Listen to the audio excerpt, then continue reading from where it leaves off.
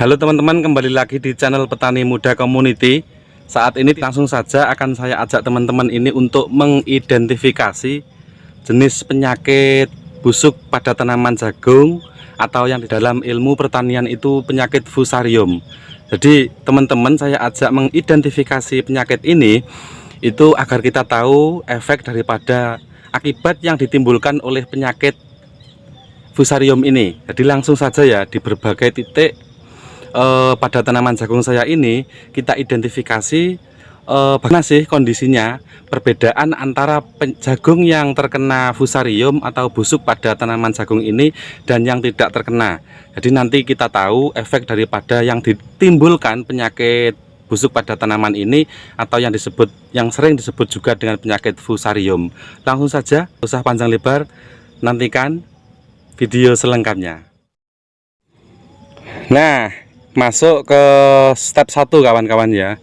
Yang pertama, ini jagung dua ini ya, yang fokus yang saya kasih gunting ini untuk nantinya alat sebagai memotong dahan atau kulit padang ini.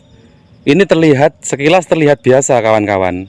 Namun di dua batang jagung ini, salah satunya itu terkena penyakit yang disebutnya fusarium atau busuk pada tanaman jagung. Pada batang jagung yang kemudian nanti itu menjalar ke jagungnya atau buahnya itu sendiri. Jadi agar kita tahu ya teman-teman. Jadi kenapa video ini saya sampaikan? Gitu aja kok disampaikan, kadang-kadang seperti itu kawan-kawan. Tapi pernahkah teman-teman itu mengidentifikasi sendiri atau mencari tahu sendiri bahwasannya penyakit teman-teman, tanaman jagung teman-teman itu terkena penyakit? Tidak kan? Makanya teman-teman saya ajak untuk mengidentifikasi tanaman jagung saat ini. Oke, langsung saja. Nah, ini yang terkena penyakit dan ini yang tidak. Langsung saja kita buktikan. Buktinya apa? Walaupun sekilas ini tidak terlihat mati atau bagaimanapun, yang ada di tanaman ini bisa dikatakan nantinya itu tidak panen yang seperti ini. Kalau dibiarkan ini nanti lama-kelamaan membusuk, berubah warna, kemudian daunnya sendiri ini bisa mengering atau bosok ya bahasanya itu. Nah, kusam, membusuk dan tidak bisa dikonsumsi. Karena saat ini adalah tingkat produktivitas jagung, yaitu masa-masa pertumbuhan pada buahnya. Jadi kalau sudah terkena seperti ini, nah ini tandanya yang pertama. Nah, daunnya ini mulai mengering dan nantinya itu menjalar ke atas sampai ke buahnya. Dan ini yang tidak. Apa buktinya? Ya ini, saat kita rempel ini tidak mengeluarkan bunyi teman-teman, hanya sek gitu aja, tidak mengeluarkan bunyi. Namun yang tidak terkena ini perbedaannya. Nah, bisa teman-teman dengarkan dan saksikan perbedaan tanaman jagung yang terkena penyakit fusarium dan yang tidak terkena penyakit fusarium. Itu teman-teman. Ini baru yang merambah ya ini. Ini benar-benar nantinya tidak bisa dikonsumsi teman-teman. Dikasihkan ke ayam tidak mau ini karena bau sekali. Ini yang step 1. Kemudian kita menuju ke yang step 2 teman-teman. Nah, ini yang nampak lebih jelas daripada yang tadi kawan-kawan. Jadi perbedaan tanaman jagung yang terkena dan yang tidak terkena ini ketika sudah sedemikian ini teman-teman baru menyadari. Padahal ini jagung tingkat produktivitasnya ini sudah mati.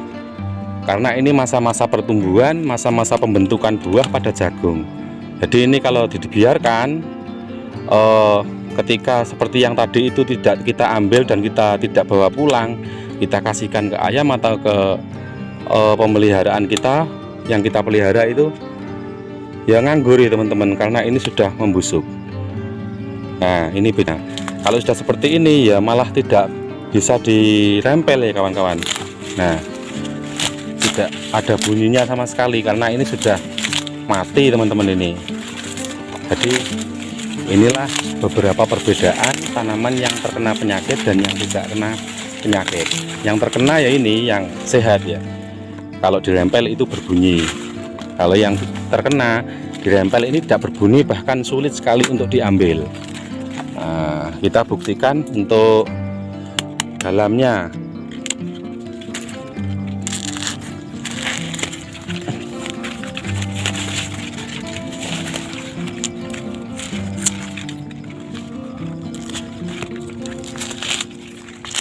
Nah, ini sudah mulai mengkerut ya teman-teman, sudah mulai mengkerut dan nanti lama-kelamaan itu membusuk. Nanti saya tampilkan, kita cari, kita langsung identifikasi tanaman yang terkena penyakit fusarium atau busuk ini yang sudah membusuk. Jadi akibat daripada penyakit fusarium ini yang ditimbulkan. Nah, nanti kalau sudah parah sekali, ini akan tersenggol saja, kita lewat kemudian tersenggol, ini mudah sekali patah atau roboh teman-teman. Nah, ini yang sangat nampak perbedaan daripada penyakit, perbedaan pada penyakit fusarium di tanaman kita. Kita cari yang step berikutnya.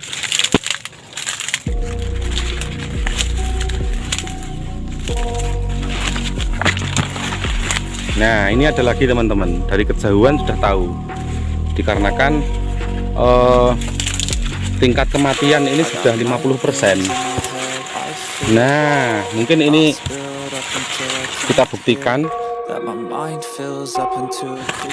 dalamnya buah ini bagaimana kondisinya. Jadi nanti kita tahu. Nah, ini sudah membusuk kawan-kawan. Nah,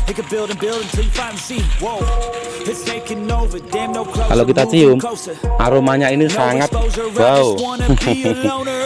Sangat tidak enak sekali ya teman-teman. Nah, ini kelihatan ya, ini sudah mulai membusuk, mengkerut, kemudian tingkat produktivitas pada buahnya ini sudah tidak efektif lagi. Nah, kalau dari jaulnya sendiri ini sudah mengeluarkan warna kekusam-kusaman hitam, itu bisa teman-teman lihat. Nah, ada berbagai jenis penyakit di dalamnya, hama di dalamnya juga, karena dia mengundang aroma bau itu, mengundang berbagai jenis hama yang ada di sekitar lahan kita, seperti semut, kemudian yang hitam ini, kemudian ada juga nanti tadinya itu saya lihat itu bahkan sudah ada belatungnya atau ular ya. Nah, padahal yang ini cara menyerangnya dia dari atas ya kawan-kawan, bukan yang dari. Nah, kalau akarnya ini masih normal biasa, masih menghijau, dan daun yang nomor 1 pun masih hijau, nomor 2 masih hijau, tapi ini langsung yang diserang itu menuju ke buahnya. Jadi ini perbedaan daripada tanaman jagung yang terkena dan yang tidak terkena kawan-kawan. Ini kalau dikasihkan ke sapi atau kambing ini tidak mau ya teman-teman kalau sudah begini, dikarenakan ini sudah membusuk sekali. Nah, kita pegang saja sudah merotoli ya ini. Sudah tidak bisa ini. Nah, jangankan manusia ini, hewan pun tidak mau.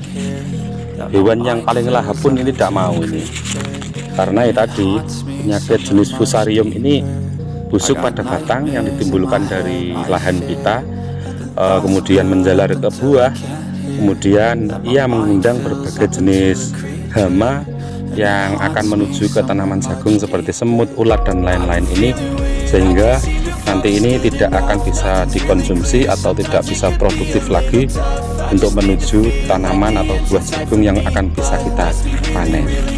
Tuh, coba kita cari lagi.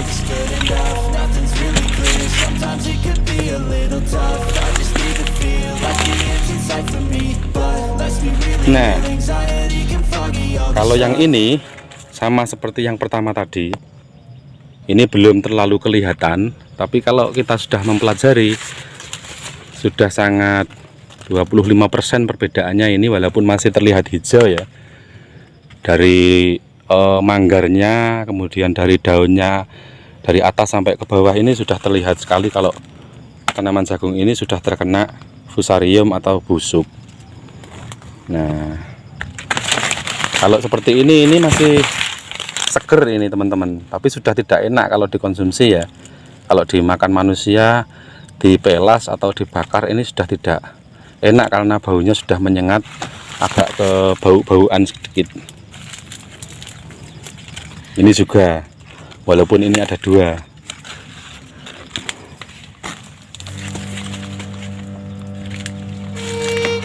Jadi inilah kawan-kawan, pertanian jagung di Kabupaten Tuban untuk saat ini marak-maraknya pada tanaman jagung ini ada penyakit yang namanya fusarium atau busuk pada tanaman jagung. 75% menyerang tanaman orang-orang sekitar.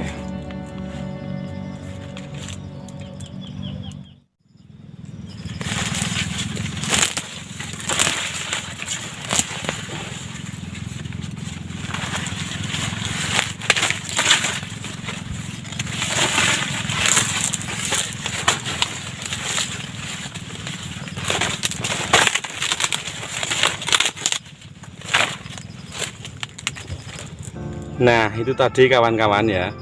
Jadi kesimpulan daripada isi video ini, makanya saya ajak untuk tidak bertele-tele, dikarenakan membuktikan secara langsung walaupun ini tidak live, mengetahui atau mengidentifikasi dua jenis tanaman jagung yang terkena penyakit fusarium dan yang tidak.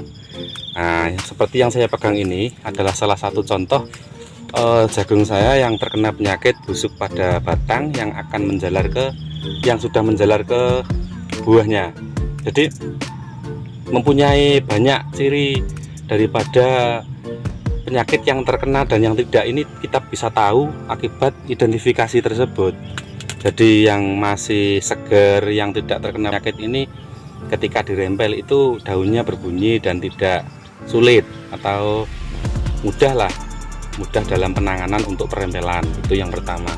Kemudian yang kedua, dari ciri-ciri daunnya sendiri ini tidak melaras atau tidak ada yang kering. Kemudian yang selanjutnya itu dari buahnya sendiri itu sudah bisa kita lihat, bahkan dari kejauhan jarak itu bahkan 3 meter itu ada yang sudah kelihatan, sudah bisa kita ketahui dikarenakan baunya yang sangat menyengat apabila batangnya itu sudah sangat membusuk pada tanaman jagung kita. Itu 3. Untuk yang keempat, mungkin ini yang dari sisi utama daripada penyebaran penyakit fusarium atau busuk pada tanaman jagung kita itu dimulainya dari akarnya, di berbagai sebab dan akibat penyakit yang ada pada tanaman kita. Itu jadi mempunyai perbedaan yang sangat signifikan pada tanaman jagung kita yang terkena penyakit dan yang tidak terkena penyakit, khususnya penyakit fusarium pada tanaman jagung kita itu.